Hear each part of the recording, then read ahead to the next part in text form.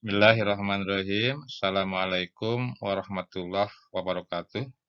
Para siswa sekalian, selamat bertemu kembali dalam pembelajaran kimia SMA bersama saya Ayudin SPD, guru SMA N 1 Tanjung Siang, Kabupaten Subang.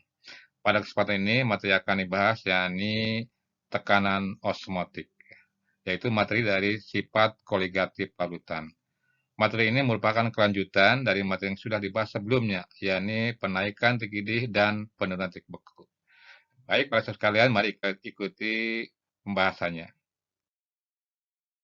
Ya, para sekalian, ini adalah gambar orang lagi berbaring dan lagi diinfus ya, diinfus.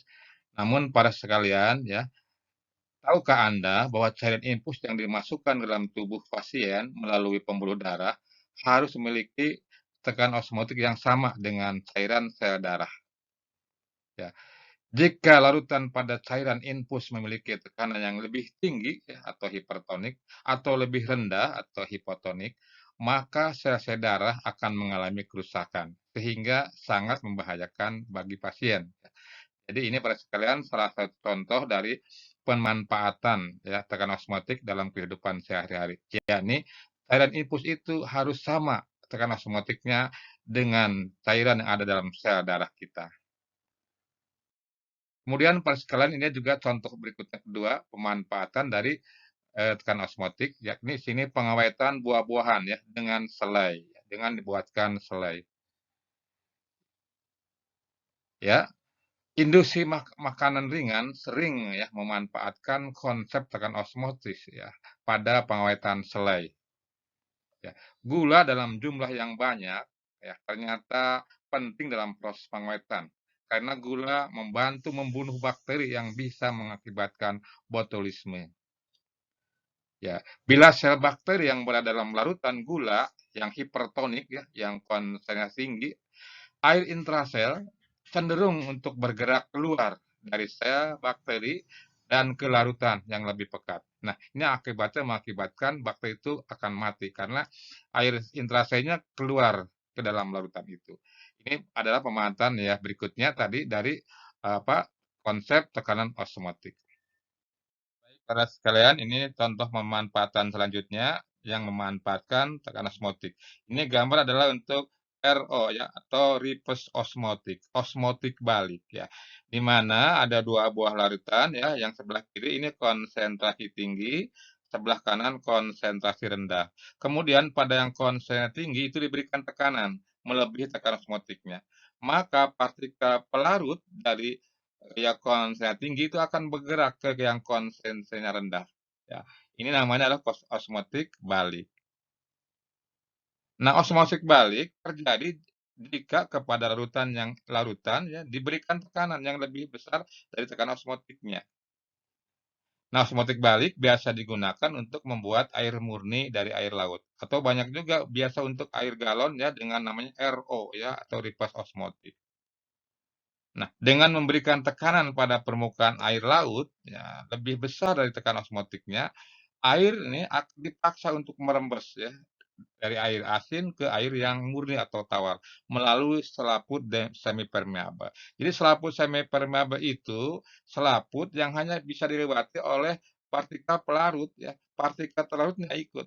Jadi hasil akhirnya itu tidak asin. Jadi asinnya ion-ionnya tidak ikut lewat, tidak bisa lewat ke partikel itu. Ya, para sekalian ini adalah beberapa contoh ya, kasih 3 contoh tadi untuk pemanfaatan dari tekanan osmotik. Sebenarnya banyak lagi contohnya ya. Selanjutnya jadi apa itu ya tekanan osmotik itu? Ya, para sekalian ini adalah pengertian osmosis menurut gambar ya. Jadi gambar sebelah kiri itu pada keadaan awal, sebelah kanan pada keadaan akhir. Nah, di sini ada molekul gula dengan molekul air, kemudian ada dua buah larutan masing-masing ya, dipisahkan oleh membran semipermeabel. Nanti itu secara spontan partikel-partikel air dari larutan yang rendah, yang sebelah kiri rendah ya, itu akan bergerak ya menembus semipermeabel ke yang sebelah kanan yang lebih pekat. Nah, di akhir-akhir, di akhir nanti pas larutan yang pekat itu yang atau partikel gulanya banyak, itu akan mengalami penambahan volume ya. Dan ini terus berlangsung sampai terjadi kesetimbangan. Jadi osmosis itu adalah bisa juga diartikan ya, osmosis adalah proses perpindahan molekul air atau zat pelarut dari larutan yang berkonsentrasi rendah ke larutan yang berkonsentrasi tinggi. Nah, peristiwa osmosis ini akan berlangsung hingga dicapai suatu kesetimbangan. Nah, hal ini ditandai dengan berhentinya penambahan volume ya pada larutan yang lebih pekat ya. Jadi nanti yang lebih pekat itu volumenya akan bertambah ya. Seperti gambar ada yang sebelah kanan. Nah, jadi tekanan osmosis ya dapat diartikan ya sebagai tekanan yang diberikan untuk mencegah terjadinya peristiwa osmosis ya. Saya ulangi, tekanan osmosis adalah tekanan yang diberikan untuk mencegah terjadinya tekanan osmotik. Nah, para sekalian, seorang ahli kimia ya di bidang sifat kolegial larutan ya, namanya Jacobus Hendrikus van Hoff ya. Menurut van Hoff, tekanan osmotik larutan-larutan encer dapat dihitung ya dengan rumus yang serupa dengan persamaan gas ideal, yaitu ya rumusnya V sama dengan nRT ya. V-nya adalah tekanan osmotik, satuannya atmosfer atm. Kemudian V volume dalam liter, kemudian N-nya jumlah mol, R-nya tetapan ya, besarnya 0,082 ya liter atmosfer per derajat Kelvin kali mol. Dan T-nya ada suhu mutlak atau derajat Kelvin. Nah, menghitungnya derajat Celcius tambah 273. Kemudian ini kalau kita pindahkan V liternya ya ke sebelah kanan, sehingga menjadi demikian. Ya, pindahkan, jadi pindah ke bawah ya, ingat dari kali jadi bagi ya. Kemudian kita ingat N per P itu ya di pelajaran tentang konsentrasi, N per P itu sama dengan molar kan. Sehingga ini bisa dituliskan lagi V sama dengan mRT. Jadi tekanan osmotik sama dengan molar kali R tetapan kali derajat Kelvin. Ya, para sekalian, untuk lebih memahami tentang materi bahasan sekarang, kita kasih coba beberapa contoh soal. Nah, yang pertama, misalnya pertanyaan demikian, berapa tekanan osmosis larutan urea yang dibuat dengan melarutkan 6 gram urea, amernya 60, dalam 1000 ml larutan ya pada suhu 27 derajat Celcius. Oke, kita cari diketnya dulu untuk mempermudah jawaban kita. Ya, ini diketahuinya ya dalam soal ya gram urea ya terlarutnya ya 6 gram. Kemudian mR-nya ya di sana ketahui 60. V-nya volume larutan 1000 ml. Kemudian T-nya di sini T kecil ya 27 derajat Celcius. Kemudian kalau dicari T besarnya atau Kelvinnya berarti 27 ditambah 273 sama dengan 300 derajat Kelvin. R-nya 0,082 ya. Yang ditanyakan adalah berapa V-nya, tekanan osmotiknya ya. Ya, kita lanjut. Nah, di sini penyelesaiannya adalah, nah rumusnya kan V sama dengan mRT. Jadi kita cari M dulu ya. Tidak bisa langsung kan masukkan dari diket karena M-nya belum ada, molarnya belum. Kita cari dulu molarnya. Ingat rumus molar? Iya, rumus molar adalah ya, gram dibagi mR kali 1000 per V. Nah, gramnya ada kan? Gramnya 6, mR-nya ada 60, kemudian V-nya adalah 1000. Kita masukkan aja. Ya, tinggal dimasukkan, berarti 6 per 60 kali 1000 per 1000. Ya, ini bisa coret 1000-1000-nya ya, sehingga jadi 6 per 60 ya, atau 0,1. Ini molarnya 0,1. Nah, sekarang sudah lengkap, bisa langsung masukkan. Nanti kita masukkan ke dalam apa, V sama dengan mRT itu, kita masukkan, berarti M-nya 0,1 ya, kemudian R-nya 0,082, T-nya adalah 300 derajat Kelvin. Nah, kita masukkan, kalikan, hasilnya adalah ya 2,46 atmosfer. Jadi tekanan osmotiknya ya dalam soal itu adalah 2,46 atmosfer. Nah, begini antara cara penyelesaiannya ya. Baik, sekarang kita lihat contoh soal kedua. Ya, sebanyak 80 gram suatu zat non-elektrolit dilarutkan dalam air hingga volume 1 liter. Jadi 1 liter ini 82 gram non-elektrolit zatnya dengan airnya ya, jadi 1 liter. Dan mempunyai tekanan osmotik 9,84 atmosfer pada suhu 27 derajat Celcius. Nah, jika R-nya ya 0,082, kemudian ditanyakan berapa mR zat tersebut.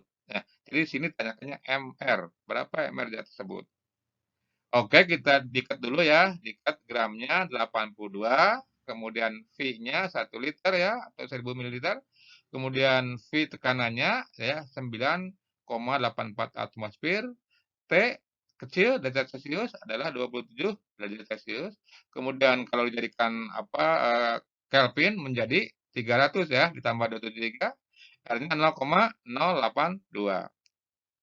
Nah, kita cari dulu apa ya, kita cari ya, ditanyakan MR ya. Jadi ditanyakan MR, kita cari dulu ya penyelesaiannya. Ingat rumusnya Pi N M MRT. Nah, di sini kan ditanyakannya MR ya. Maka ini kita cari dulu M. Nah, boleh rumusnya dibeginikan dulu, boleh untuk mudah ya. Beginikan untuk mudah, berarti M ya sama dengan V dibagi RT ya. Jadi pindah ruas ya, sehingga RT jadi ke bawah ya. Nah, pindah luas. Ada itu kita masukkan barangkali ya. Kita masukkan berarti M sama dengan Pi-nya 9,84, R-nya 0,082, T-nya 300 ya. Ini hasilnya adalah ya 0,4. Molarnya 0,4 ya. Sekarang kita hitung MR-nya ya. Dari rumus ini MR-nya. Kan MM sama dengan gram dibagi MR kali 1000 per V. Nah, sekarang MR gimana kalau MR? Bisa dibalikkan rumusnya ya, menjadi demikian. Berarti MR sama dengan gram dibagi M molar ya, kali 1000 per V. Jadi tinggal tukar aja antara M dengan MR ya. Nah, setelah itu tinggal masukkan aja harga-harganya. Tinggal dimasukkan ya, berarti 82 gramnya ya dibagi 0,4 M-nya molarnya kali 1000 per 1000. Hasilnya adalah ya 205. Ya, jadi dalam soal itu MR zat larutnya adalah 205. Jadi ini para saudara sekalian salah satu fungsi dari tekanan osmotik itu bisa menentukan MR suatu zat di antaranya. Ya, ini udah 2 buah contoh, mudah-mudahan Anda lebih paham, memahami tentang bagaimana menghitung tekanan osmotik. Ya, para sekalian, ya, itulah ya bahasan singkat dari tekanan osmotik, ya. Ya, terima kasih untuk Anda yang telah menjadikan video pembelajaran ini sebagai salah satu sumber belajar Anda. Mohon maaf atas segala kekurangannya. Semoga video ini memberi manfaat bagi kita semua, khususnya untuk saya sendiri. Salam dan bahagia. Wassalamualaikum warahmatullahi wabarakatuh.